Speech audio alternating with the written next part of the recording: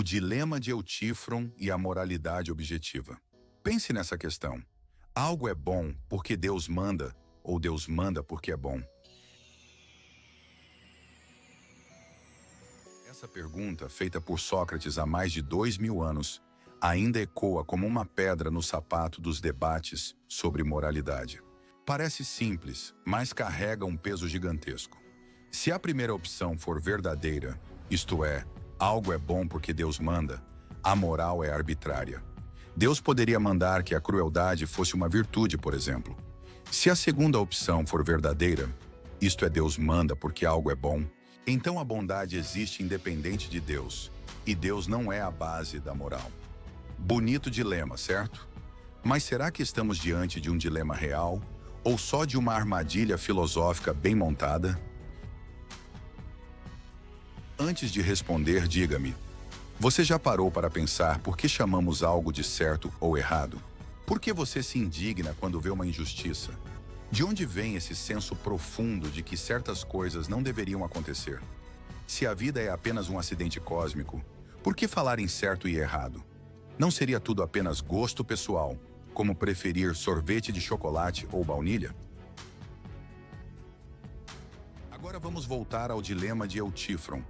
Platão o apresentou assim: algo é bom porque os deuses querem, ou os deuses querem porque é bom. Aplicando a visão teísta cristã, a questão fica assim: Deus cria a moral arbitrariamente, ou ele apenas segue um padrão que já existe? Logo, ou Deus é arbitrário, ou a moral não vem de Deus. Parece que qualquer resposta complica, mas isso é um falso dilema. Existe uma terceira opção. A moral não é externa a Deus, nem fruto de capricho. Ela é a expressão da essência dele. Deus não apenas decide o que é bom, ele é a própria bondade. Mentir é errado porque Deus é verdadeiro.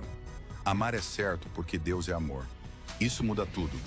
A moral não é um decreto aleatório, é um reflexo do caráter perfeito do Criador. Mas vamos além da filosofia antiga. Vamos falar do nosso mundo, aqui e agora. Todos nós vivemos como se existisse certo e errado de verdade. Não apenas gostos, mas valores objetivos. Condenamos genocídios, aplaudimos atos de heroísmo, choramos diante da injustiça. Até quem diz que não acredita em moral absoluta vive indignado quando alguém o trata com desonestidade. Por quê? Porque no fundo sabemos, existe algo acima das nossas opiniões subjetivas. Senhoras e senhores, esse é o ponto central do argumento moral. William Lane Craig, um famoso filósofo e teólogo, coloca isso em um formato lógico simples. 1. Se Deus não existe, valores e deveres morais objetivos não existem. 2. Mas valores e deveres morais objetivos existem. Logo, Deus existe. Vamos mostrar como essas premissas são verdadeiras. Se Deus não existe, por que você deveria ser bondoso? Por que genocídio seria objetivamente errado? Não vale dizer que a sociedade não aceita.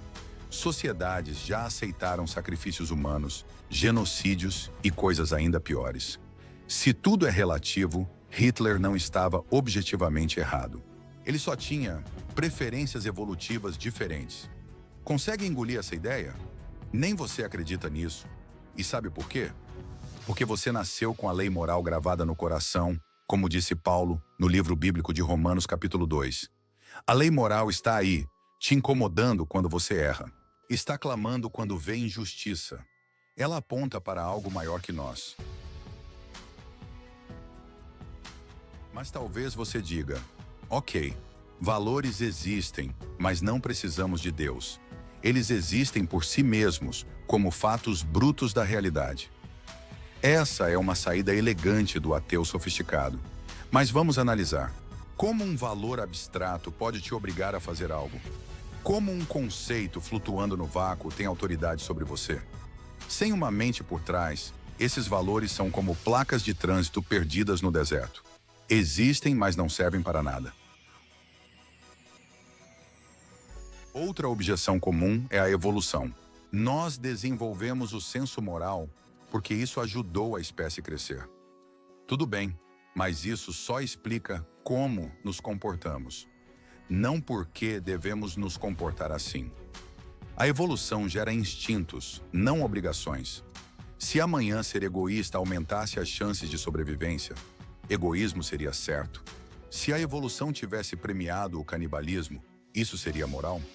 Confundir vantagem evolutiva com moralidade é como dizer que, porque algo é forte, então é justo.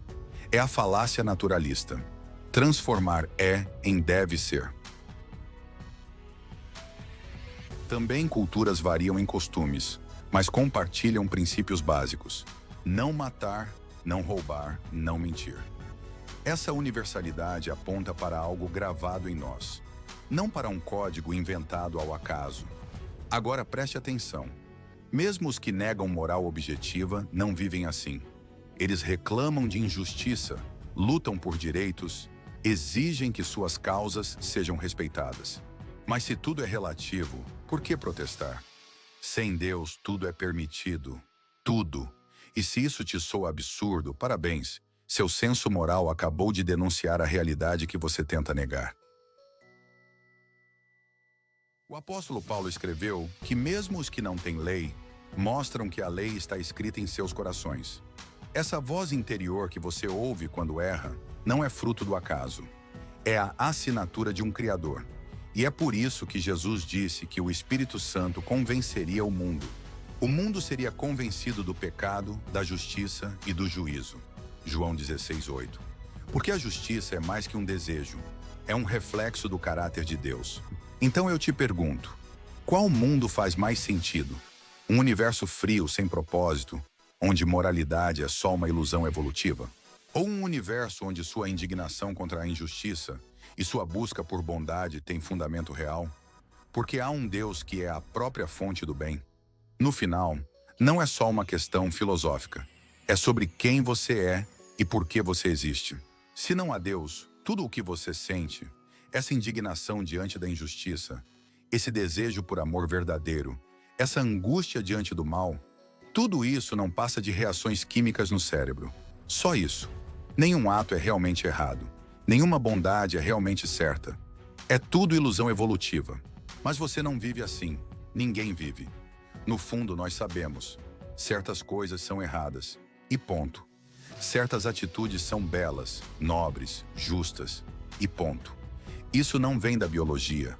Vem de algo. Ou alguém maior do que nós. É por isso que o argumento moral é tão poderoso. Ele não fala só a razão. Ele grita ao nosso coração. Se a moral é real, então Deus é real. Se existe certo e errado de verdade, então existe uma mente, uma fonte, um Deus que é a própria definição do bem. E isso muda tudo. Muda como você vê o mundo. Muda como você vê a si mesmo. Muda o que você faz com a sua vida. Porque se Deus existe, então a justiça não é só um sonho. É uma promessa. E o mal não vai vencer. E sua vida, sua luta, sua dor, tem sentido.